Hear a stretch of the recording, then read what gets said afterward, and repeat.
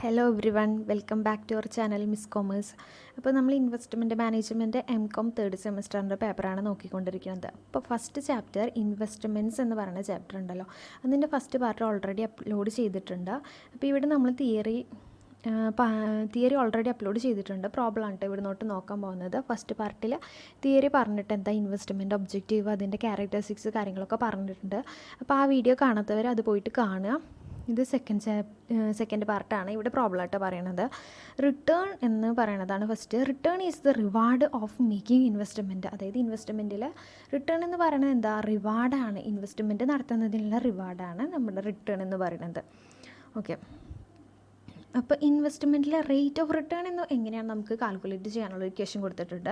Rate of return is equal to income plus price change divided by purchase price into 100. Okay, അപ്പോൾ first question നമുക്ക് നോക്കാം. Price at the beginning of an equity share is ₹140. അതായത് ഷെയറിൻ്റെ price എന്ന് പറയുന്നത് 140 രൂപയാണ് ബിഗിനിങ്ങിൽ.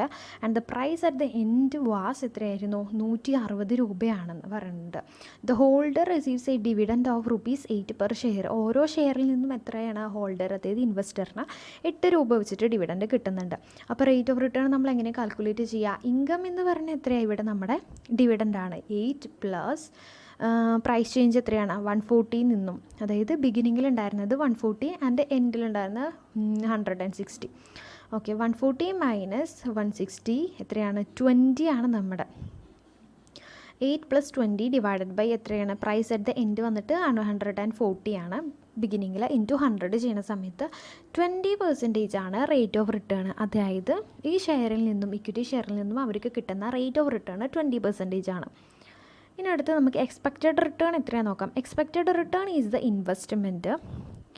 Expected return of the investment is the weighted average of all possible returns multiplied by their representative probabilities. അതായത് weighted average of all possible return, അതായത് possible റിട്ടേണിനെ അതിൻ്റെ representative പ്രോബബിലിറ്റീസുമായിട്ട് multiply ചെയ്യുന്ന സമയത്ത് നമുക്ക് എന്താണ്, എക്സ്പെക്റ്റഡ് റിട്ടേൺ കിട്ടും. അതിൻ്റെ ഒരു ക്വസ്റ്റ്യൻ നോക്കാം. അപ്പോൾ ഇക്വേഷൻ എന്ന് പറയുന്നത് എന്താണ്, x bar is equal to sigma X i into sigma p i, sigma X i into p i. Okay, x bar എന്ന് പറയുന്നത് എക്സ്പെക്റ്റഡ് റിട്ടേൺ റെപ്രസെൻറ്റ് ചെയ്യുന്നത്, എക്സ് ഐ എന്ന് പറയുന്നത് പോസിബിൾ റിട്ടേണിനെയും പി ഐ എന്ന് പറയുന്നത് പ്രോബബിലിറ്റി അസോസിയേറ്റഡ് വിത്ത് റിട്ടേൺ ആണ്.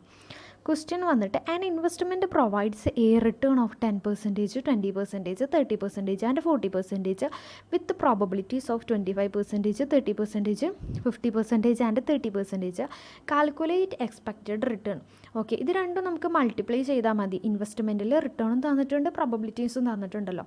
അപ്പോൾ അത് രണ്ടും മൾട്ടിപ്ലൈ ചെയ്യാം.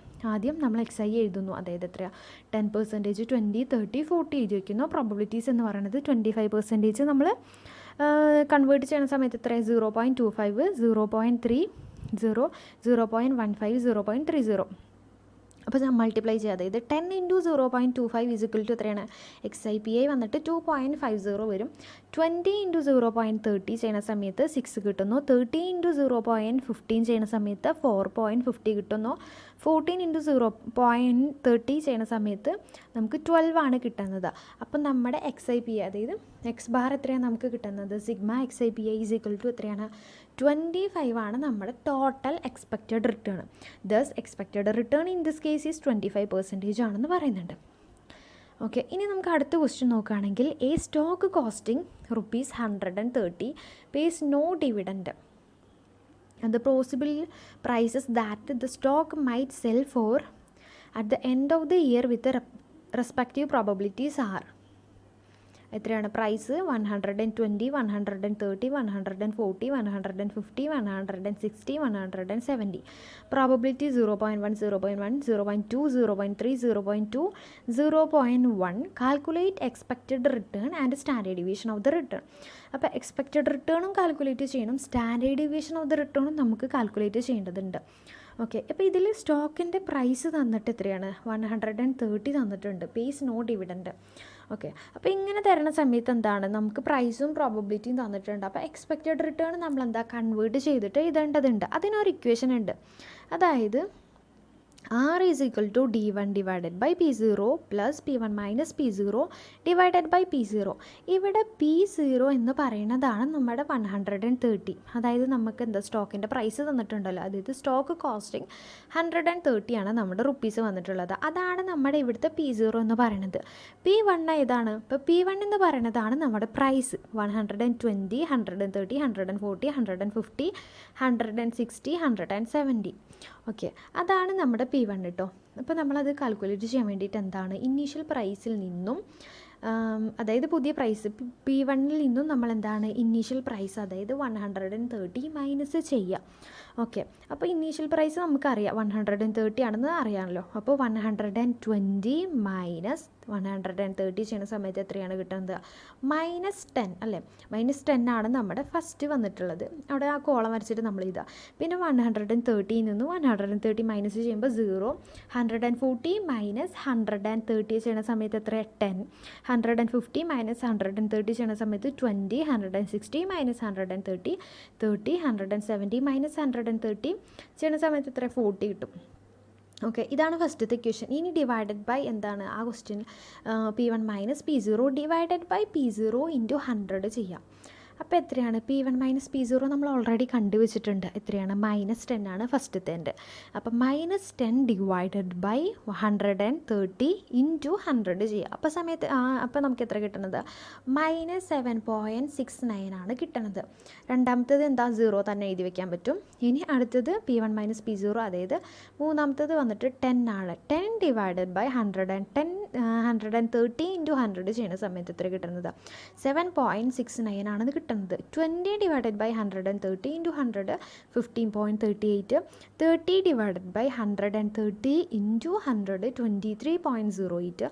40 ഡിവൈഡഡ് ബൈ 130 ചെയ്യുന്ന സമയത്ത് 30.77 ആണ് നമുക്ക് കിട്ടുന്നത്. ഓക്കെ, അപ്പോൾ ഇതാണ് നമ്മുടെ എന്താണ് എക്സ്പെക്റ്റഡ് റിട്ടേൺ ആണ് കേട്ടോ നമ്മളിപ്പോൾ കണ്ടുപിടിച്ചിട്ടുള്ളത്. ഇതാണ് നമ്മുടെ എക്സ്പെക്റ്റഡ് റിട്ടേൺ. ഓക്കെ, പ്രോബബിലിറ്റി നമുക്ക് എന്താ ക്വസ്റ്റ്യനിൽ തന്നിട്ടുണ്ട്? 0.1, 0.1, 0.2, 0.3, 0.2, 0.1. ഓക്കെ, അത് നമുക്ക് ഓൾറെഡി ക്വസ്റ്റ്യനിൽ തന്നിട്ടുണ്ട്. ഓക്കെ, ഇത് രണ്ടും ചെയ്ത് കഴിഞ്ഞാൽ നമുക്ക് എക്സ്പെക്റ്റഡ് റിട്ടേൺ കണ്ടുപിടിക്കാൻ എളുപ്പമല്ലേ? എന്താ, മൾട്ടിപ്ലൈ ചെയ്താൽ മതി. എക്സ്പെക്റ്റഡ് റിട്ടേണിൻ്റെ കൂടെ പ്രോബബിലിറ്റി മൾട്ടിപ്ലൈ ചെയ്യുന്ന സമയത്ത് റിട്ടേണിൻ്റെ കൂടെ പ്രോബബിലിറ്റി മൾട്ടിപ്ലൈ ചെയ്യുന്ന സമയത്ത് നമുക്ക് എന്താണ് കിട്ടുന്നത്? എക്സ്പെക്റ്റഡ് റിട്ടേൺ കിട്ടും. അപ്പോൾ ആദ്യത്തെ റിട്ടേൺ എത്രയാണ്? -7.69 ഇൻറ്റു പ്രോബബിലിറ്റി 0.1 ചെയ്യുന്ന സമയത്ത് -0.77 കിട്ടും. രണ്ടാമത്തേൻ്റെ കൂടെ 0, അതായത് 0.00 ഇൻറ്റു 0.1 ചെയ്യുന്ന സമയത്ത് 0 തന്നെ കിട്ടും. 7.69 ഇൻറ്റു 0.2 ചെയ്യുന്ന സമയത്ത് 1.54. 15.38 ഇൻറ്റു 0.3 4.61. 23.08 ചെയ്യുന്ന സമയത്ത് into 2 is equal to 4.62. 30 into 30.77 into 3.08 ആണ് കിട്ടുന്നത്. ഓക്കെ, അപ്പോൾ നമ്മൾ ആ മൊത്തം XIPI ഉണ്ടല്ലോ, അത് കൂട്ടുന്ന സമയത്ത് നമുക്ക് എത്ര കിട്ടുക? Sigma XIPI is equal to 13.08. Expected return is 30.08% ആണ്. അപ്പോൾ 2 ക്വസ്റ്റ്യൻ നമ്മൾ ചെയ്തിട്ടുണ്ട്. എക്സ്പെക്റ്റഡ് റിട്ടേൺ എങ്ങനെ കണ്ടുപിടിക്കാനുള്ളത് നമുക്ക് ഡയറക്റ്റായിട്ട് ചെയ്യാം. റിട്ടേൺ കണ്ടുപിടിച്ചിട്ട് പ്രോബബിലിറ്റി ക്വസ്റ്റ്യനിൽ തന്നിട്ടുണ്ടായിരിക്കും, അത് മൾട്ടിപ്ലൈ ചെയ്തിട്ട് അതിൻ്റെ X ബാർ കണ്ടുപിടിക്കുക. അപ്പോൾ നമുക്ക് എന്താണ് എക്സ്പെക്റ്റഡ് റിട്ടേൺ കിട്ടും. ഞാൻ ഒരു ക്വസ്റ്റ്യൻ കൂടി തന്നിട്ടുണ്ട് കേട്ടോ എക്സ്പെക്റ്റഡ് റിട്ടേൺ കണ്ടുപിടിക്കാൻ വേണ്ടിയിട്ട്. ചെറിയ ക്വസ്റ്റ്യൻ ആണ്. State of the economy boom, normal, recession, probability 0.3, 0.5, 0.2, rate of return 40%, 30%, 20%. അപ്പോൾ അത് മൾട്ടിപ്ലൈ ചെയ്താൽ മതി. അതായത് 0.30 into 40 plus 0.5 into 30 plus 0.20 into 20 ചെയ്യുന്ന സമയത്ത് 12 plus 15 plus 4 is equal to 31% ആണ് എക്സ്പെക്റ്റഡ് റേറ്റ് ഓഫ് റിട്ടേൺ കിട്ടണത്. ഓക്കെ, ഇനി റിസ്ക് എന്ന് പറയുന്നത് എന്താ? Risk is the quantifiable likelihood of loss or less than expected return. Risk includes the possibility of loss, some or all of the original investment. Risk is usually measured using the historical returns or average returns for specific investment. Okay, risk എന്ന് പറയുന്നത് എന്താണ്? ഒരാളുടെ expected റിട്ടേണിനെ കുറയ്ക്കുന്നതോ അല്ലെങ്കിൽ loss സംഭവിക്കുന്നതിനുള്ളതിനെയാണ് നമ്മൾ പറയുന്നത് risk എന്ന് പറയുന്നത്. അതായത് റിസ്ക് എന്ന് പറയുന്നത് possibility of losing some or all of the original ഇൻവെസ്റ്റ്മെൻറ്റിൻ്റെ ഒരു പാർട്ടോ അല്ലെങ്കിൽ മുഴുവനായിട്ട് ഇൻവെസ്റ്റ്മെൻറ്റ് ലോസ് സംഭവിക്കാനുള്ള പോസിബിലിറ്റീനെയാണ് റിസ്ക് ആയിട്ട് കൺസിഡർ ചെയ്യുന്നത്. റിസ്കുകൾ നമുക്ക് മെഷർ ചെയ്യാൻ പറ്റും. Possibility of of loss of an ഇൻവെസ്റ്റ്മെൻറ്റിനെ മെഷർ ചെയ്യാൻ വേണ്ടിയിട്ടാണ് റിസ്ക് ഉപയോഗിക്കുന്നത്. റിസ്കിനെ ഡിഫൈൻ ചെയ്യുന്നത് എന്ന് പറഞ്ഞിട്ട് അത് കുറച്ച് ഡിഫൈൻ ചെയ്തിട്ടുണ്ട്, അതൊക്കെ നോക്കി വായിച്ചു പോവാം. പിന്നെ എന്താണ് പറഞ്ഞത്, റിസ്ക് കൂടുതലാണെങ്കിൽ എന്താ റിട്ടേണും കൂടുതലായിരിക്കും. ഇൻവെസ്റ്റ്മെൻറ്റിൽ റിസ്ക് കൂടുതലാണെങ്കിൽ റിട്ടേണും കൂടുതലായിരിക്കും. അതുമാതിരി റിസ്ക് കുറവാണെങ്കിൽ എന്താ റിസ്ക്കും കുറവായിരിക്കും. അത് ഒരേ ഡയറക്ഷനിലുള്ളതാണ് പറയുന്നത്. പിന്നെ ടൈപ്പ് ഓഫ് ഇൻവെസ്റ്റ്മെൻറ്റ് റിസ്കിൽ 2 തരത്തിലുള്ള റിസ്കുകളാണ് പറയുന്നത്.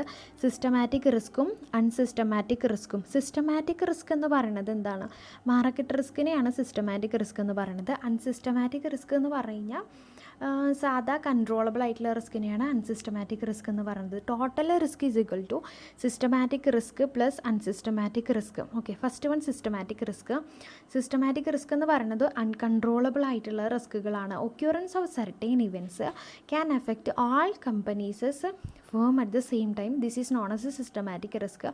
Events such as inflation, war, fluctuations, interest rate influences the entire economy and not just a specific firm or industry. Okay, systematic risk എന്ന് പറയുന്നത് ഒരു സ്പെസിഫിക് കമ്പനീനെ മാത്രം എഫക്റ്റ് ചെയ്യുന്നതല്ല, ഒരു കമ്പനി എല്ലാ കമ്പനീസിനെ എഫക്റ്റ് ചെയ്യുന്നത്. അതായത് ഇൻഫ്ലേഷൻ സംഭവിക്കുക, വാർ സംഭവിക്കുക, പിന്നെ ഇൻട്രസ്റ്റ് റേറ്റിൽ ഫ്ലക്ച്വേഷൻസ് കാര്യങ്ങൾ എന്തെങ്കിലും സംഭവിക്കുകയാണെങ്കിൽ അത് ഒരു സ്പെസിഫിക് കമ്പനീനെയോ ഇൻഡസ്ട്രീനെയോ മാത്രമല്ല എഫക്റ്റ് ചെയ്യുന്നത്, എൻ്റയർ എക്കണോമീനെ മൊത്തത്തിൽ എഫക്റ്റ് ചെയ്യുന്നതിനാണ് സിസ്റ്റമാറ്റിക് റിസ്ക് എന്ന് പറയുന്നത്. പിന്നെ ഡൈവേഴ്സിഫിക്കേഷനിലൂടെ ഈ ടൈപ്പ് ഓഫ് റിസ്കുകൾ നമുക്ക് എലിമിനേറ്റ് ചെയ്യാൻ പറ്റില്ല. Diversification cannot eliminate this type of risk. അതുകൊണ്ട് തന്നെ അതിന് നമ്മൾ എന്താ പറയുന്നത്, അൺഡൈവേഴ്സിഫയബിൾ റിസ്ക് എന്ന് പറയുന്നുണ്ട്. This type of risk account for most of the risk in well diversified portfolio. Systematic risk related to volatility due to the particular market or economy. അതായത് particular മാർക്കറ്റിലെ എക്കണോമിയിലെ വോളറ്റിലിറ്റി കാരണമാണ് സിസ്റ്റമാറ്റിക് റിസ്കുകൾ സംഭവിക്കുന്നത്. Systematic risk originate from uncontrollable sources and is therefore not unique to the stock of a company and it effect all stock in the market. അതായത് systematic risk എന്ന് പറയുന്നത് എന്താണ്, അൺകൺട്രോളബിൾ ഫോഴ്സിൽ നിന്നും ഒറിജിനേറ്റ് ചെയ്യുന്ന റിസ്കുകളാണ് systematic risk. അത് ഒരു കമ്പനീനെ മാത്രമല്ല effect ചെയ്യുന്നത്, ആ കമ്പനിയിലെ മാർക്കറ്റും മറ്റുള്ള കമ്പനികളെ മൊത്തത്തിൽ ഇൻഡസ്ട്രീനെ മൊത്തത്തിൽ എഫക്റ്റ് ചെയ്യുന്നുണ്ടെന്ന് പറയുന്നുണ്ട്. പിന്നെ അൺസിസ്റ്റമാറ്റിക് റിസ്ക് അല്ലെങ്കിൽ ഡൈവേഴ്സിഫയബിൾ റിസ്ക് എന്ന് പറയുന്നത് ഒരു കൺട്രോളബിൾ ആയിട്ടുള്ള റിസ്കുകളാണ്. Unsystematic risk is the risk that is specific to a company. This type of risk could includes dramatic events such as a strike, natural disasters like fire, something as fall as a sales. Two common sources of unsystematic risk are business risk and financial risk. Okay, unsystematic risk എന്ന് പറയുന്നത് ഒരു specific കമ്പനീനെ relate ചെയ്തിട്ടുള്ള റിസ്കുകളാണ്.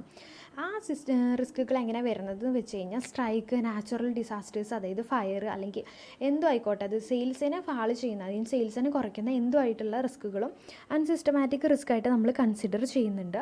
2 തരത്തിലുള്ള unsystematic റിസ്ക്കാണ്, business റിസ്കുകളും financial റിസ്ക്കും. Diversification can eliminate unsystematic risk from a portfolio. അതായത് ഡൈവേഴ്സിഫിക്കേഷനിലൂടെ അൺസിസ്റ്റമാറ്റിക് റിസ്കിനെ നമുക്കൊരു പരിധി വരെ കുറയ്ക്കാൻ പറ്റും.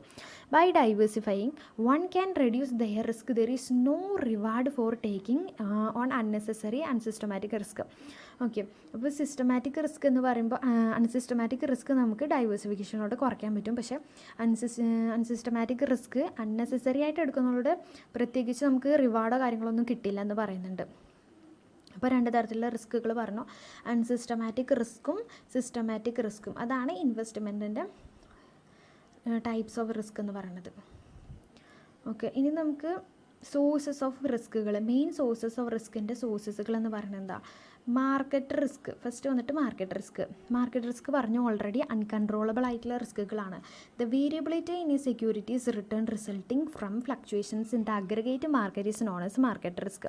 ആൾ securities are exposed to market risk including recession, wars, structural changes in the economy, tax law changes, even changes in the consumer preference. Market റിസ്ക്കുകൾ എന്താണ്? നമ്മുടെ റിസഷന്, ഭൂമി കാര്യങ്ങളുണ്ടല്ലോ അതിൻ്റെ എഫക്റ്റ് ചെയ്യുന്നതും, പിന്നെ വാറുകൾ, പിന്നെ സ്ട്രക്ചറൽ ചേഞ്ചസുകൾ, പിന്നെ ടാക്സ് ലോയിൽ ചേഞ്ചുകൾ ഉണ്ടാകുന്നു, ഈവൻ കൺസ്യൂമറിൻ്റെ പ്രിഫറൻസിൽ ചേഞ്ചുകൾ ഉണ്ടാകുമ്പോഴും അത് മാർക്കറ്റ് റിസ്ക് ആയിട്ട് പരിഗണിക്കുന്നുണ്ട്. Market risk is sometimes used synonymously with systematic risk. പറഞ്ഞാൽ ഓൾറെഡി സിസ്റ്റമാറ്റിക് റിസ്ക് എന്ന് മാർക്കറ്റ് റിസ്കിനെ നമ്മൾ പറയുന്നുണ്ട്. അതായത് നമ്മുടെ അപ്വേർഡ് മൂവ്മെൻറ്റ്, ഡൗൺവേർഡ് മൂവ്മെൻറ്റ് ഉണ്ടല്ലോ, ബുള്ളിഷ് ട്രെൻഡ്, ബിയറിഷ് ട്രെൻഡ്, അതിനെ പറയണതാണ് നമ്മുടെ രണ്ടും ഇതായിട്ട് കൺസിഡർ ചെയ്യുന്നുണ്ടെന്ന് പറയുന്നുണ്ട്. പിന്നെ ഇൻട്രസ്റ്റ് റേറ്റ് റിസ്ക് എന്താണ്? ഒരാളുടെ ഇൻവെസ്റ്റ്മെൻറ്റിനെ എഫക്റ്റ് ചെയ്യുന്നുണ്ട്. The variability in securities return resulting from changes in the level of interest rate is referred to as interest rate risk. അതായത് എന്താണ്? ഇൻട്രസ്റ്റ് റേറ്റിലെ വേരിയബിലിറ്റി അയാളുടെ എന്താണ് ഇൻട്രസ്റ്റ് റേറ്റ് ഒരു ഇൻവെസ്റ്റ്മെൻറ്റിൽ നിന്നും കിട്ടാനുള്ള അത് ചേഞ്ച് ആവുന്നുണ്ട് പറയുന്നത്. ഇൻട്രസ്റ്റ് റേറ്റ് മാറുന്ന സമയത്ത് എന്താണ്? റിട്ടേണിലും ചേഞ്ചസ് ഉണ്ടാവുന്നു. ഇൻട്രസ്റ്റ് റേറ്റ് കൂടുന്ന സമയത്ത് എന്താ? Market price of the fixed income securities falls. Interest rate കുറയുകയാണെങ്കിൽ, ഡിക്ലൈൻ ചെയ്യുകയാണെങ്കിൽ, interest rate declines, the bond price കൂടുന്നു. അതായത് ഇൻട്രസ്റ്റ് റേറ്റ് കുറയുന്ന സമയത്ത് എന്താ? ബോണ്ട് പ്രൈസ് കൂടുന്നു. അതുമാതിരി ഇൻട്രസ്റ്റ് റേറ്റ് കൂടുന്ന സമയത്ത് ഫിക്സഡ് ഇൻകം സെക്യൂരിറ്റീസിൻ്റെ പ്രൈസ് ഫാൾ ചെയ്യുന്നു. Interest rate risk affect bonds more directly than the common stocks is a major risk faced by the bond holders as interest rate changes bond price changes in the opposite direction. Okay, interest rate change ആവുന്ന സമയത്ത് എന്താ? Bond price opposite ഡയറക്ഷനിൽ change ആവുന്നു. Purchasing power റിസ്കിനെ പറയുന്ന മറ്റൊരു പേരാണ് inflation risk. ഇത് ഓൾറെഡി പറഞ്ഞിട്ടുണ്ടായിരുന്നു. It is arising from decline in purchasing power on the account of inflation. Okay, inflation കൂടുന്ന സമയത്ത് എന്താണ്? പർച്ചേസിങ് പവർ നമ്മുടെ ഓൾറെഡി കുറയുന്നു. There is a chance that purchasing power of invested amount will decline. Purchasing power of invested എമൗണ്ടിൻ്റെ purchasing power എന്താ? അതുകൊണ്ട് കുറയാനുള്ള സാധ്യത ഉണ്ട്. With certain inflation real return involves risk even with if the nominal return is safe. Okay, അതായത് എന്താണെന്ന് പറഞ്ഞാൽ ഈ റിട്ടേൺ കൂടുന്ന സമയത്ത് എന്താ? റിയൽ റിസ്ക് കൂടുന്ന സമയത്ത് അത് റിട്ടേണിനെ എഫക്റ്റ് ചെയ്യുന്നുണ്ടെന്ന് പറയുന്നുണ്ട്. ഓക്കെ, ഇനി റെഗുലേറ്ററി റിസ്ക് എന്ന് പറയുമ്പോൾ അവിടുത്തെ റെഗുലേഷൻ, ടാക്സ് ലോസിലും റെഗുലേഷനിലും വരുന്ന ചേഞ്ചസുകൾ ഉണ്ടല്ലോ, അത് റെഗുലേഷൻ റിസ്കിന് കാരണമാകുന്നു. അപ്പോൾ അത് എന്താണ്? ഇൻവെസ്റ്റേഴ്സിനെ കൂടുതൽ എഫക്റ്റ് ചെയ്യുന്നു. Some investors can relatively attractive to other investments because of certain regulation tax laws that gives them an advantages of some kind. Okay, certain സമയത്ത് എന്താ? റെഗുലേഷനും ടാക്സ് ലോസുകളും ചില സമയത്ത് ഇൻവെസ്റ്റേഴ്സിന് ബെനിഫിറ്റ് ആയിട്ട് വരുന്നുണ്ട്. അതുമാതിരി അവർക്കത് റിസ്ക് ആയിട്ടും വരുന്നുണ്ട്. അതിനെ പറഞ്ഞാണ് റെഗുലേഷൻ റിസ്ക്. ബിസിനസ് റിസ്ക് എന്ന് പറയുമ്പോൾ risk of doing business in a particular industry or environment is called business risk. അതായത് ഒരു ബിസിനസ്സും നടത്തുന്ന സമയത്തുള്ള ചില പർട്ടിക്കുലർ ഇൻഡസ്ട്രിയിലോ അല്ലെങ്കിൽ എൻവയോൺമെൻറ്റിലോ ഉള്ള റിസ്കിനെയാണ് പറഞ്ഞത് ബിസിനസ് റിസ്ക് എന്ന് പറയുന്നുണ്ട്. ഇനി റീഇൻവെസ്റ്റ്മെൻറ്റ് റിസ്ക് എന്ന് പറയുമ്പോൾ എന്താണ്? YTM, yield to maturity കാര്യങ്ങളൊക്കെ ഉണ്ടല്ലോ, അത് നമ്മൾ അടുത്ത ചാപ്റ്ററിൽ പഠിക്കുന്നുണ്ട്. Calculation assumes that the investor reinvest all coupon received from the bond at equal to the rate equal to the computed YTMൻ്റെ ഈക്വൽ കമ്പ്യൂട്ട്, അതായത് YTM എമൗണ്ട് കാൽക്കുലേറ്റ് ചെയ്യാൻ പഠിക്കുന്നുണ്ട്. അപ്പോൾ ആ എമൗണ്ടിന് ഈക്വൽ ആവുന്നുണ്ട്. കൂപ്പൺ എമൗണ്ട് റിസീവ് ചെയ്യുന്നത് ഈക്വൽ ആവുമ്പോൾ ഇൻവെസ്റ്റേഴ്സിന് കാൽക്കുലേറ്റ് ചെയ്യുന്നതാണ് അങ്ങനെ നോക്കുന്നത്. പിന്നെ ഇൻ്റർനാഷണൽ റിസ്ക് പറയേണ്ടത്, അതായത് എക്സ്ചേഞ്ച് റേറ്റ് റിസ്ക്. അതായത് എന്താണ്? നമ്മുടെ പൈസ കറൻസികൾ എക്സ്ചേഞ്ച് ചെയ്യുന്ന സമയത്തുള്ള വേരിയൻസ് ഉണ്ടാവുമല്ലോ, അതിനെ പറയുന്നതാണ് എക്സ്ചേഞ്ച് റേറ്റ് റിസ്ക് എന്ന് പറയുന്നത്. All investors who invest internationally in today's increasingly global investment area faces the prospects of uncertainty in the return after they convert the foreign gains back to their own currency. Therefore, investors today must recognize and understand exchange rate risk, which can be defined as a variability in return on securities caused by the currency fluctuation. Okay, currency ഫ്ലക്ച്വേഷനിൽ എന്താണ് അത് effect ചെയ്യുന്നത്, currency ഫ്ലക്ച്വേഷനെ risk effect ചെയ്യുന്നത്, അതായത് different country nations തമ്മിലുള്ള currency exchange ചെയ്യുന്ന സമയത്ത് ഉണ്ടാകുന്ന റിസ്കിനെയാണ് എക്സ്ചേഞ്ച് റേറ്റ് റിസ്ക് എന്ന് പറയുന്നത്. അതിന് കറൻസി റിസ്ക് എന്ന് പറയുന്നത്. കൺട്രി റിസ്കുകൾ എന്ന് പറയുമ്പോൾ പൊളിറ്റിക്കൽ റിസ്ക് ഉണ്ടല്ലോ, അതിന് പറയുന്നതാണ് കൺട്രി റിസ്ക്. അത് നമ്മളെ ഇൻഡയറക്റ്റ്ലിയും ഡയറക്റ്റ്ലി എഫക്റ്റ് ചെയ്യുന്നുണ്ട്. The political economic stability variability of a country economy need to be consider ചെയ്യണം. പിന്നെ ലിക്വിഡിറ്റി റിസ്ക് ഓൾറെഡി പറഞ്ഞിട്ടുണ്ടായിരുന്നു. Liquidity is the risk associated with the particular secondary market in which security trades and investment that can be bought or sold quickly and with significant price concession is considered as liquid. Okay, നമുക്ക് പെട്ടെന്ന് easily ട്രാൻസ്ഫറബിളും marketable ആയിട്ടുള്ള സെക്യൂരിറ്റീസിനെ പറയുന്നതാണ് liquid ഉണ്ടെന്ന് പറഞ്ഞു. Okay, ആ liquidity ഇല്ലാത്ത പക്ഷം എന്താണ് അവിടെ ലിക്വിഡിറ്റി റിസ്ക് ഉണ്ടായിരുന്നു. ഈ treasury bill has little or no liquidity risk. whereas a small OTC over the counter stock may have substantial liquidity risk. അതായത് OTCയിലൂടെ ചെയ്യുന്ന സമയത്ത് എന്താ ലിക്വിഡിറ്റി റിസ്ക് ഉണ്ടായിരിക്കും, പക്ഷേ ട്രഷറി ബിൽസുകൾക്ക് എന്താ ലിക്വിഡിറ്റി റിസ്ക് ഇല്ല എന്നാണ് പറയുന്നത്. ഓക്കെ, അപ്പം സോഴ്സസ് ഓഫ് റിസ്കുകൾ നമ്മൾ പറഞ്ഞു. ഫസ്റ്റ് വൺ മാർക്കറ്റ് റിസ്കിൻ്റെ കാര്യം, second one interest rate risk, purchasing power risk, regulation risk, business risk, reinvestment risk, international റിസ്കിൽ രണ്ടെണ്ണം പറഞ്ഞിട്ടുണ്ടായിരുന്നു. സബ് പോയിൻ്റ് എക്സ്ചേഞ്ച് റേറ്റ് റിസ്ക്കും കൺട്രി റിസ്കുകളും. എട്ടാമത്തെ point liquidity risk. Okay, measurement of risk. ഇനി മെഷർമെൻറ്റ് ഓഫ് റിസ്ക് പ്രോബ്ലം ആട്ടോ അടുത്തത്. ഈ റിസ്ക് മെഷർമെൻറ്റ് ചെയ്യാനുള്ള രണ്ട് മെത്തേഡ്സുകൾ, പോപ്പുലറായിട്ടുള്ള റിസ്ക് മെഷർ ചെയ്യാനുള്ള മെഷറുകൾ എന്ന് പറയുന്നത് വേരിയൻസും സ്റ്റാൻഡേർഡ് ഡീവിയേഷനാണ്. First one standard deviation. Risk refers to the depression of a variables. Standard deviation is the value of the variables around its mean. Okay, standard deviation എന്ന് പറയുന്നത് എന്താണ്, വേരിയബിൾസിൻ്റെ മീനുമായിട്ട് ബന്ധപ്പെട്ട് കിടക്കുന്നതാണ്. സ്ക്വയർ റൂട്ട് ഓഫ് വേരിയൻസ് ആണ് നമ്മുടെ standard deviation കണ്ടുപിടിക്കാനുള്ള equation. It is measured both systematic and unsystematic risk. Standard ഡീവിയേഷനിലൂടെ നമുക്ക് സിസ്റ്റമാറ്റിക് റിസ്ക്കും അൺസിസ്റ്റമാറ്റിക് റിസ്ക്കും മെഷർ ചെയ്യാൻ പറ്റുന്നു.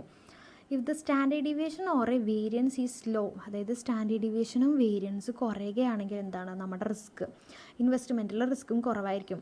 സ്റ്റാൻഡേർഡ് ഡീവിയേഷനും വേരിയൻസ് കൂടുതലാണെങ്കിൽ എന്താ ഇൻവെസ്റ്റ്മെൻറ്റിൽ റിസ്ക് കൂടുതലായിരിക്കും. ഇപ്പോൾ CV പറയണത് ഷോർട്ട് ഫോം ആയിട്ടാട്ടോ, കോഎഫിഷ്യൻ്റ് ഓഫ് വേരിയേഷൻ്റെ ആണ്. അത് നമ്മൾ റിസ്ക് മെഷർ ചെയ്യാൻ ഉപയോഗിക്കുന്നു. അതിൻ്റെ equation standard deviation divided by X bar ആണ്. CV indicate risk per rupee of expected return. The lower the CV better the investment opportunities is. അതായത് CV കുറയുകയാണെങ്കിൽ, അതായത് എന്താണ് കോഎഫിഷ്യൻ്റ് ഓഫ് വേരിയേഷൻ കുറയുകയാണെങ്കിൽ നമ്മുടെ റിസ്ക് കുറയും. റിസ്ക് കുറയുമ്പോൾ എന്താണ് നമുക്ക് ഇൻവെസ്റ്റ്മെൻറ്റ് ഓപ്പർച്യൂണിറ്റി കൂടുതലാണ്. ഓക്കെ, അതിൻ്റെ ഒരു പ്രോബ്ലം വന്നിട്ട് the return and the probability distribution of N investment R given below. The initial investment is ₹100. Calculate standard deviations. Okay, standard deviation calculate ചെയ്യാൻ വേണ്ടിയിട്ടാണ് തന്നിരിക്കുന്നത്. ഇതിൽ റിട്ടേണും പ്രോബബിലിറ്റിയും തന്നിട്ടുണ്ട്. 10, 20, 30, 40 പ്രോബബിലിറ്റി 0.20, 0.10, 0.30, 0.40. ഓക്കെ, ഇതിൽ റിട്ടേൺ തന്നിട്ട് നമ്മൾ ഈ രണ്ടും എഴുതി വയ്ക്കാം. വീണ്ടും ആദ്യമൊക്കെ എഴുതി വെച്ചതിന് ശേഷം 10, 20, 30, 40 അത് മൊത്തം കൂട്ടുന്ന സമയത്ത് നമുക്ക് 100 ആണ് കിട്ടുന്നത്. 100 ഈ റിട്ടേൺ നമുക്ക് എത്ര ഐറ്റംസ് ഉണ്ട്, 4 ഐറ്റംസ് ഉണ്ട്. 100 ഡിവൈഡഡ് ബൈ 4 = 25 ആണ് കിട്ടുന്നത്. ഇനി ഡീവിയേഷൻ കണ്ടുപിടിക്കാൻ വേണ്ടിയിട്ട് നമ്മൾ ചെയ്യേണ്ടത് 10 - 25 എത്രയാണ്, -15 ആണ് കിട്ടുന്നത്. അപ്പോൾ ഡീവിയേഷൻ്റെ ഫസ്റ്റ് വന്നിട്ട് -15 എഴുതി വയ്ക്കുക. അടുത്തത് 20 - 25 ഡീവിയേഷൻ എത്രയാണ്, -5. 30 - 25 എത്ര ഡീവിയേഷൻ 5 ആണ്. 40 - 25 എന്ന് പറയുമ്പോൾ 15 ആണ്. ഓക്കെ, ഇനി ഡി സ്ക്വയർ കണ്ടുപിടിക്കുക. ഡി സ്ക്വയർ എത്ര, -15ൻ്റെ സ്ക്വയർ എത്രയാണ് 225, -5ൻ്റെ സ്ക്വയർ 25, 5ൻ്റെ സ്ക്വയർ 25, 15ൻ്റെ സ്ക്വയർ 225. ഓക്കെ, ഇനി ഡി സ്ക്വയർ ഇൻറ്റു പി, അതായത് പ്രോബബിലിറ്റി മൾട്ടിപ്ലൈ ചെയ്യാം. അതായത് 225 × 0.2 = 45. 25 × 0.3 = 7.50. 25 × 0.4 = 10. 225 × 0.1 ചെയ്യുന്ന സമയത്ത് എത്ര, 22.50 കിട്ടും. അത് മൊത്തത്തിൽ കൂട്ടുക. അതായത് 45 + 7.50, 10 + 22.50 ചെയ്യുന്ന സമയത്ത് നമുക്ക് ഈ വേരിയൻസിൻ്റെ ഇങ്ങനെ കേട്ടോ നമ്മളിത് സിമ്പിൾ വേരിയൻസ്, അതായത് സ്റ്റാൻഡേർഡ് ഡീവിയേഷൻ സ്ക്വയർ എഴുതി വെച്ച് കഴിഞ്ഞാൽ വേരിയൻസ് അതായത് 85 ആണ് കിട്ടുന്നത്. Variance is equal to 85. Standard deviation is the square root of variance. Okay, ഇനി സ്റ്റാൻഡേർഡ് ഡീവിയേഷൻ കണ്ടുപിടിക്കാൻ എന്താ ചെയ്യേണ്ടത്? ഈ വേരിയൻസ് അതായത് 85ൻ്റെ സ്ക്വയർ റൂട്ട് കണ്ടുപിടിച്ച് കഴിഞ്ഞാൽ നമുക്ക് സ്റ്റാൻഡേർഡ് ഡീവിയേഷൻ കിട്ടും. അപ്പോൾ ക്വസ്റ്റ്യനിൽ സ്റ്റാൻഡേർഡ് ഡീവിയേഷൻ കണ്ടുപിടിക്കാൻ പറഞ്ഞല്ലോ. അപ്പോൾ standard deviation is equal to 85ൻ്റെ സ്ക്വയർ റൂട്ട് എന്ന് പറയുന്നത് 9.22 ആണ്. അപ്പോൾ ഇതിലെ ഉത്തരം പറയുന്നത് 9.22 ആണ് കേട്ടോ. ഇനി റിട്ടേൺ ആൻഡ് അടുത്ത ക്വസ്റ്റ്യൻ നോക്കാം.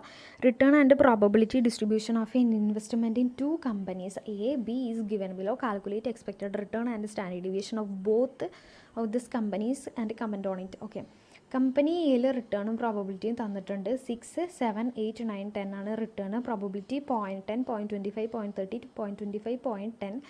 Company B. ഓക്കെ, കമ്പനി എയുടെ ഫസ്റ്റ് നോക്കാം. റിട്ടേൺ നമുക്ക് തന്നിട്ടുണ്ട് 6, 7, 8, 9, 10. അത് നമ്മൾ താഴത്തേക്ക് എഴുതി വയ്ക്കുന്നു. പ്രോബബിലിറ്റി അതുമാതിരി പി എന്ന് പറഞ്ഞിട്ട് എഴുതി വയ്ക്കുന്നു. അപ്പോൾ എക്സ്പെക്റ്റഡ് റിട്ടേൺ കാൽക്കുലേറ്റ് ചെയ്യാൻ പറഞ്ഞിട്ടുണ്ട്. എക്സ്പെക്റ്റഡ് റിട്ടേൺ കാൽക്കുലേറ്റ് ചെയ്യാൻ വേണ്ടിയിട്ട് എന്താ ചെയ്യേണ്ടത്? റിട്ടേണും പ്രോബബിലിറ്റിയും നമ്മൾ മൾട്ടിപ്ലൈ ചെയ്താൽ മതി. അതായത് 6 × 0.10 ഈസ് ഈക്വൽ ടു 3.60 കിട്ടും. 7 × 0.25 1.75, 8 × 0.30 2.40, 9 × 0.25 ഈസ് ഈക്വൽ ടു 2.25, 10 × 0.10 ചെയ്യുന്ന സമയത്ത് 1 ആണ് കിട്ടുന്നത്. അപ്പം total expected return of company A എന്ന് പറയുന്നത് 8 ആണ്. എക്സ്പെക്റ്റഡ് റിട്ടേൺ വന്നിട്ട് കമ്പനിയുടെ 8 ആണ് വരുന്നത്. ഓക്കെ, ഇനി നമുക്ക് കണ്ടുപിടിക്കുന്നത് സ്റ്റാൻഡേർഡ് ഡീവിയേഷൻ കണ്ടുപിടിക്കണം. സ്റ്റാൻഡേർഡ് ഡീവിയേഷൻ കണ്ടുപിടിക്കാൻ വേണ്ടിയിട്ട് നമ്മൾ എന്താ ചെയ്യേണ്ടത്? വേരിയൻസ് കണ്ടുപിടിക്കണം. അതിന് നമ്മൾ ഈ റിട്ടേൺ മൊത്തം ടോട്ടൽ ചെയ്യുന്ന സമയത്ത് 6 + 7 + 8 + 9 + 10 ചെയ്യുന്ന സമയത്ത് 40 കിട്ടും. ഇതിൽ എത്ര ഐറ്റംസ് ആണ്? നമ്പർ എത്രയാണ്? എത്ര നമ്പർ ഉണ്ട്? 5 ആണ്. അപ്പോൾ 40 / 5 is equal to X bar. നമുക്ക് മീനായിട്ട് കിട്ടണം അത് എത്ര? 8 ആണ് കിട്ടണത്. 8 കിട്ടുന്ന സമയത്ത് എന്താ ചെയ്യേണ്ടത്? 6 - 8 is equal to -2, 7 - 8 is equal to -1, 8 - 8 is equal to 0, 9 - 8 1, 10 - 8 2 ആണ് കിട്ടുന്നത്. ഓക്കെ, ഇനി ഇതാണ് നമ്മുടെ ഡി. ഇനി ഡി സ്ക്വയർ കണ്ടുപിടിക്കാം. -2ൻ്റെ സ്ക്വയർ 4, -1ൻ്റെ സ്ക്വയർ 1, 0ൻ്റെ സ്ക്വയർ എത്ര? 0 തന്നെ. 1ൻ്റെ സ്ക്വയർ 1, 2ൻ്റെ സ്ക്വയർ 4. ഇനി D square into P probability അത് രണ്ടും മൾട്ടിപ്ലൈ ചെയ്യുക. 4 × 0.10 ഈസ് ഈക്വൽ ടു 0.40, 1 × 0.25 25 തന്നെ, 0 × 0.30 വരുമ്പോൾ 0 തന്നെ എഴുതി വയ്ക്കാം. 1 × 25 0.25 പറഞ്ഞാൽ 0.25, 4 × 0.10 എന്ന് പറയുമ്പോൾ 0.40. അത് അത് 5 നമ്മൾ എന്താ കൂട്ടുക? അതായത് 0.40, 0.25, 0, 0.25, 0.40 ഇത് കൂട്ടണ സമയത്ത് നമുക്ക് വേരിയൻസ് കിട്ടും. എത്രയാണ്? 1.30 ആണ് നമ്മുടെ വേരിയൻസ് കിട്ടുന്നത്. ഇപ്പോൾ വേരിയൻസിൻ്റെ സ്ക്വയർ റൂട്ട് ചെയ്താൽ പോരെ നമുക്ക് സ്റ്റാൻഡേർഡ് ഡീവിയേഷൻ കിട്ടാൻ വേണ്ടിയിട്ട്. അപ്പോൾ standard deviation is equal to square root of 1.30 is equal to 1.40 ആണ് നമുക്ക് കിട്ടണത്. അപ്പോൾ ഈ ക്വസ്റ്റ്യനിൽ നമുക്ക് എന്താ സ്റ്റാൻഡേർഡ് ഡീവിയേഷനും കിട്ടി, അതുമാതിരി ഇതും കിട്ടി. ഈ കമ്പനി എയുടെയാണ് കിട്ടിയിരിക്കുന്നത്. ഇനി കമ്പനി ബീൻ്റെ പറയാം. റിട്ടേൺ വന്നിട്ട് 4, 6, 8, 10, 12. പിന്നെ പ്രോബബിലിറ്റി 0.10, 0.20, 0.40, 0.20, 0.10. ഓക്കെ, അപ്പോൾ അതിൻ്റെയും എക്സ്പെക്റ്റഡ് റിട്ടേൺ കണ്ടുപിടിക്കാൻ എന്താ ചെയ്യേണ്ടത്? അതിൻ്റെ എക്സ്പെക്റ്റഡ് റിട്ടേൺ കണ്ടുപിടിക്കാൻ എന്താണ്? 4 × പ്രോബബിലിറ്റി റിട്ടേൺ മൾട്ടിപ്ലൈ ചെയ്താൽ പോരെ. അപ്പോൾ അത് രണ്ടും ചെയ്യുക. 4 × 0.10 ചെയ്യുക, പിന്നെ 6 × 0.20 ചെയ്യുക, പിന്നെ 8 × 0.40, 10 × 0.20, 12 × 0.10 ചെയ്യുന്ന സമയത്ത് അത് ഇപ്പുറത്ത് എഴുതി വയ്ക്കുക. എക്സ്പെക്റ്റഡ് റിട്ടേൺ മൾട്ടിപ്ലൈ ചെയ്തിട്ട് മൊത്തത്തിൽ നമുക്ക് കൂട്ടണ സമയത്ത് എത്ര കിട്ടണത്? 8 ആണ് കിട്ടണത്. അപ്പോൾ നമ്മൾ അവിടെ കൂട്ടിയ സമയത്തും ഒരേ എക്സ്പെക്റ്റഡ് റിട്ടേൺ ആയിരുന്നു, അതുമാതിരി ഇവിടെ കൂട്ടിയപ്പോഴും ഒരേ എക്സ്പെക്റ്റഡ് റിട്ടേൺ ആയിരുന്നു കിട്ടിയത്. ഓക്കെ, എക്സ്പെക്റ്റഡ് റിട്ടേൺ രണ്ടിലും സെയിം ആണ് കിട്ടുന്നത് കേട്ടോ. ഇനി നമുക്ക് എന്താ സ്റ്റാൻഡേർഡ് ഡീവിയേഷൻ കണ്ടുപിടിക്കാം. സ്റ്റാൻഡേർഡ് ഡീവിയേഷൻ കണ്ടുപിടിക്കാൻ എന്താ ചെയ്യുക? ആദ്യം റിട്ടേണുകളെല്ലാം മുഴുവൻ കൂട്ടുക. 4 + 6 + 8 + 10 + 12 ഈസ് ഈക്വൽ ടു എത്രയാണ്? 40 / എത്രയാണ്? 5 ഐറ്റംസ് ഉണ്ട്. അപ്പോൾ 4 ചെയ്യുന്ന സമയത്ത് നമുക്ക് 8 കിട്ടും. അപ്പോൾ സ്റ്റാൻഡേർഡ് ഡീവിയേഷൻ 8 ആണ് കിട്ടണത്. എക്സ് ബാർ 8 ആണ് കിട്ടുന്നത്. അതിൽ നിന്നും നമ്മൾ എന്താ മൈനസ് ചെയ്ത് കഴിഞ്ഞാൽ അതായത് ഡീവിയേഷൻ കിട്ടും. റിട്ടേൺ മൈനസ് എക്സ് ബാർ ചെയ്യുക. അതായത് 4 - 8 ചെയ്യുന്ന സമയത്ത് എത്ര? -4 ആണ് ഡി കിട്ടുന്നത് deviation. 6 minus 8 is equal to -2. 8 minus 8 into 0. 10 minus 8 ചെയ്യുന്ന സമയത്ത് 2 ആൻഡ് 12 minus 8 ചെയ്യുന്ന സമയത്ത് 4. അതിൻ്റെ സ്ക്വയർ കണ്ടുപിടിക്കുക. അതായത് -4ൻ്റെ സ്ക്വയർ എത്ര? 16 -2 4 0 0 തന്നെ. 2ൻ്റെ സ്ക്വയർ 4 4ൻ്റെ സ്ക്വയർ 16. ഓക്കെ, ഇനി D square into P probability ചെയ്യുന്ന സമയത്ത് എത്ര? 16 into 0.10 is equal to 1.60. 4 into 0.20 ചെയ്യുന്ന സമയത്ത് 0.80. 0ൻ്റെ ചെയ്യുന്ന സമയത്ത് 0 തന്നെ കിട്ടും. 4 ഇൻറ്റു 0.20 എത്രയാണ്? 0.80 കിട്ടും. പിന്നെ 16 ഇൻറ്റു 0.10 ചെയ്യുന്ന സമയത്ത് എത്രയാണ്? 1.60 കിട്ടും. ഓക്കെ, ഇനി ഇത് മൊത്തം കൂട്ടി നോക്കുക. അതായത് 1.60 0.80 0.80 1.60. അപ്പോൾ വേരിയൻസ് ആയിട്ട് നമുക്ക് കിട്ടുന്നത് 4.80 ആണ് കിട്ടണത്. 4.80 ആണ് കിട്ടണത്. അത് എത്ര വേരിയൻസ്? അപ്പോൾ അതിൻ്റെ സ്ക്വയർ റൂട്ട് കണ്ടുപിടിച്ചാൽ നമുക്ക് എന്താ? സ്റ്റാൻഡേർഡ് ഡീവിയേഷൻ കിട്ടും. Standard deviation is equal to square root of 4.80 is equal to 2.90. അതാണ് നമുക്ക് കിട്ടണത്. അപ്പോൾ നമ്മൾ കമ്പനി എൻ്റെയും സ്റ്റാൻഡേർഡ് ഡീവിയേഷൻ കണ്ടുപിടിച്ചു, കമ്പനി ബീൻ്റെ കണ്ടുപിടിച്ചു. അതിനൊപ്പം നമ്മൾ എക്സ്പെക്റ്റഡ് റിട്ടേൺ, അതായത് രണ്ട് കമ്പനീൻ്റെ എക്സ്പെക്റ്റഡ് റിട്ടേൺ 8 സെയിം ആണെന്ന് പറയുന്നുണ്ട്. അപ്പോൾ കമ്പനി എയുടെ സ്റ്റാൻഡേർഡ് ഡീവിയേഷൻ എന്ന് പറയുന്നത് 1.40യും കമ്പനി ബീൻ്റെ വന്നിട്ട് 2.90 ആണ്. അപ്പോൾ നമ്മൾ നോക്കും, ഞാൻ പറഞ്ഞു ഓൾറെഡി, സ്റ്റാൻഡേർഡ് ഡീവിയേഷൻ കൂടുതലാണെങ്കിൽ കമ്പനിക്ക് എന്താ? ലോസ് കൂടുതലായിരിക്കും, അതായത് റിസ്ക് കൂടുതലായിരിക്കും എന്ന് പറയുന്നത്. അപ്പോൾ ഇതിൽ ഏറ്റവും കുറവ് കമ്പനി എനെ വെച്ച് നോക്കുമ്പോൾ കമ്പനി ബി, അതായത് 2.90യും മറ്റോടത്ത് എത്രയാണ് പറഞ്ഞത്? 1.40. അപ്പോൾ ഏതാണ് കൂടുതലുള്ളത്? Company bean. അപ്പോൾ കമ്പനി ബിക്ക് കൂടുതൽ റിസ്ക് കൂടുതലാണ്. അപ്പോൾ കമൻറ്റ് പറഞ്ഞിട്ടുണ്ടായിരുന്നു ഇതിൽ. കമൻറ്റിൽ എഴുതേണ്ടത് എന്താണ്? The standard deviation of company A is lower than the company B, hence it is concluded that the expected return of company A is more stable than the company B. Company ബീനെക്കാട്ടിലും കൂടുതൽ stability ഇതിനാണ്. Company ബീനെക്കാട്ടിലും കൂടുതൽ company എക്കാണ് stability. കാരണം എന്താണ്? Standard deviation ഏറ്റവും കുറവുള്ളതിനായിരിക്കും കുറവ് risk. Okay, ഇനി നമുക്ക് വേറെ ക്വസ്റ്റ്യൻസ് പിന്നെ പറയാം. ഫസ്റ്റ് പാർട്ട് ഓൾറെഡി അപ്ലോഡ് ചെയ്തിട്ടുണ്ട്, അപ്പോൾ അത് കാണാത്തൊരു കാണും കേട്ടോ. പിന്നെ എല്ലാവരും ഒന്ന് സബ്സ്ക്രൈബ് ചെയ്യുക. മനസ്സിലായിട്ടുണ്ടെങ്കിൽ കമൻറ്റ് ചെയ്യാം കേട്ടോ. Thank you.